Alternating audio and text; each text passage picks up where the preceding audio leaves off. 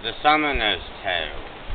Lording there in Yorkshire, as I guess, a marshy county called Holderness, in which there went a limiter about to preach, and each to beg, there is no doubt. And so before and on this day this friar had preached at a church in his manner, and specially above everything, cited to his people in his preaching to trentals, and give for God's sake, within men might holy houses make, as their services honoured, theirs wasted and devoured, and needed not to be given as to processions, that they live in. Thank be God in wealth and abundance. Trentals the tea, trentals the tea. Deliver from penance their friends' souls, as well as old as young. Are ye when they be hastily sang, and not hold a priest jolly and gay, ye thiggest not for one mass in a day. Deliver out, quoth he, anon the souls, for hard he, with flesh or with owls, each thorn or burn or break. Now speed you hastily for Christ's sake. And when the friar had all his intent, with completion of his way went, when folk in church had given him what them left, he went on his way, no longer would he rest, with strip and tips and white tops high, in every house he began to pour and pry, and begged meal, cheese, or else corn. His fellow had a star, tipped with horn, a pair of tables of ivory, and eye-polished frieze, and wrote away the names, as he stood, of folk that had given him any good, account that he would for them pray. Give us a bushel of wheat, or malt or rye, or God's kitchel, or a strip of cheese, or else what you list, we may not choose. A God's halfpenny or a mass penny, give us your brawn if ye have any, a dragon of your blanket. Leave, damn, our sister dear, lo, I write your name.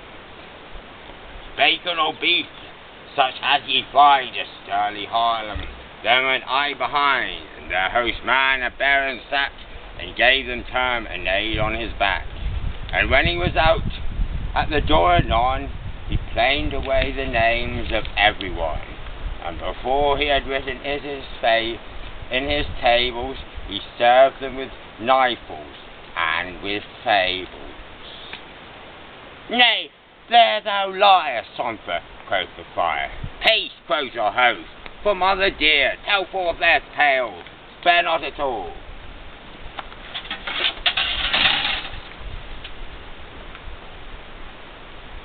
So thrive I, quoth Somfer, so I shall. As long as he went from house to house, till he came to a house where he was wont to be refreshed, more than in 100 places lay the sick husbandman, whose place it is, bedridden.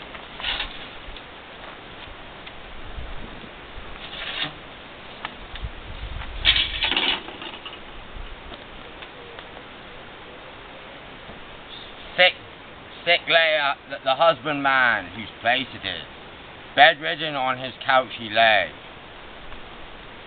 Dios hic, quoth he.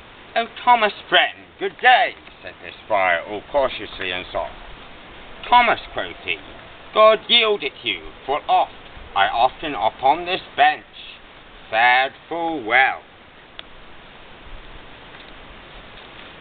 Here have I eaten many a meal. And from the bench he drove away the cat, and laid down his patient, coat and his hat. And each his trip he sat himself down.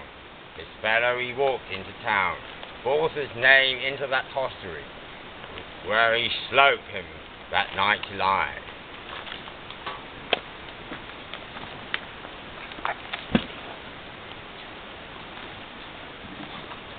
Oh dear master, quoth this sick man, how have ye fared since that march began?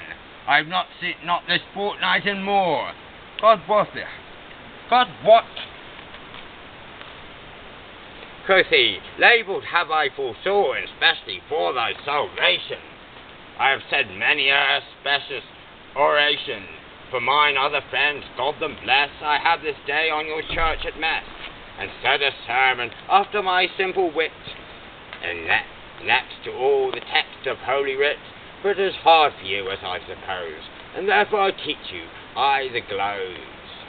For let us less we thought send, I've taught them to be charitable, and spend their good when it is reasonable.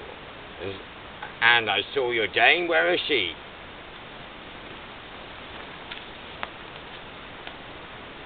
Yonder through in that yard she be, said this man, and she will come anon.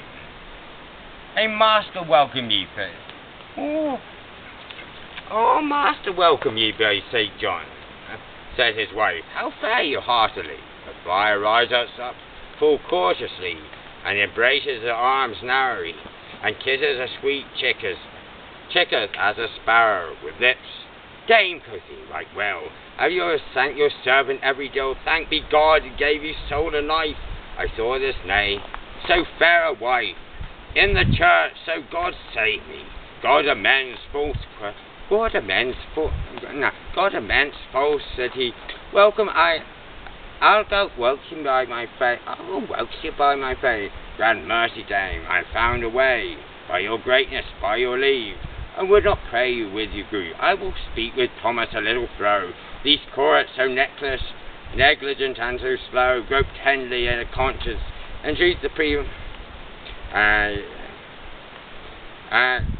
romance spread by your felt it, quoth she. Try very well, for Saint Charity, he is an angry as is a Pixmire. Though he have all that he can desire, though I with him at night and make him warm, over my leg I eat mine arm, he groans as a boar that lies in sty. Other to port him night none have I may not please him in no matter case. Oh, Thomas, je vous dis, Thomas, this maketh the fiend, this must be amended. Here is a thing that high God hath defended. And thereof will I speak a word or two. Now, master, quoth his wife, ere that I go, will ye dine? I will go thereabout. Now, dame, quoth he, je veux dire sans doute, I have not a coupon but the liver, and of your white bread not a sliver, and after that a roasted pig's head. But I would not for me no beast be dead. And then I have you home, please suffering. I am a man of little substance. My spirit hath its fostering in the Bible. My body is and penible. To wake up my stomach is destroyed. I pray you, dame, do be not annoyed. Though friendly might you my counsel shew, by God I have told you but a few. Now, per, quoth he, but one word ere I go. My child is dead within these weeks two, and soon ye went out of this town. I saw his death, I saw by revelation, said this friar, at our home in our daughter. I dare you say that in half an hour after his death I saw him born to bliss in my vision. So God me wis, did I say and furthermore, that I've truly 50 years. He goes on, he gives along how he helped the baby's soul into heaven, and then he goes back to and talks to her, and then he goes back to China. Actually, maybe